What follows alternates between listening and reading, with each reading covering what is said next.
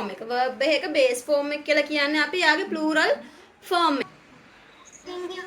මේක singular. මේක singular. එතකොට මේකේ plural form එක මෙයාගේ base form එක මොකද්ද මේ verb එකේ?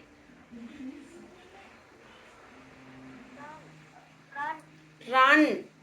run තමයි මෙයාගේ plural form එක. මේක ඇත්තටම අනිත් පැත්තට වෙන්නේ මං කිව්වනේ ගිය සතියේ noun එකක් ගැන කතා කරද්දී හැමතිස්සෙම එයා ඉන්නේ යාගේ singular form එකේ නේද?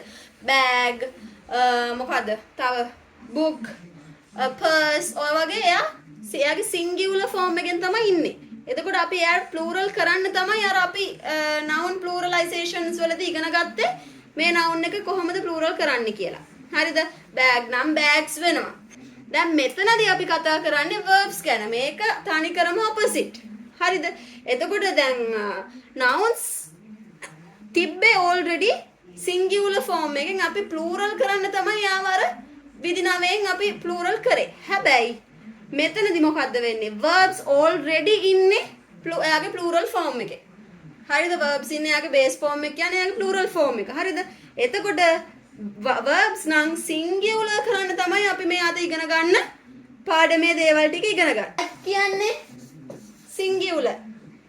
bags තමයි අන්තිමට s එකතු වෙලා bags උනේ එයා plural උනේ එක. හැබැයි run කියන්නේ මෙයාට s එකක් නැහැ මෙතන. හැබැයි මෙයා run කියන්නේ මෙයා already plural. runs ආවා කියලා මෙතන runs ආවා කියන්නේ මේ වගේ නෙමෙයි පුතේ මං කිව්වේ ඒකයි opposite වෙන්නේ කියලා. මොකද්ද වෙන්නේ? bags උනේ singular plural උනා. හැබැයි runs වෙනවා කියන්නේ එයා already plural ඉන්න එක තමයි මේ singular වෙන්නේ. හරිද? verbs nouns වල opposite එක තමයි verbs singular කරනකොට වෙන්නේ.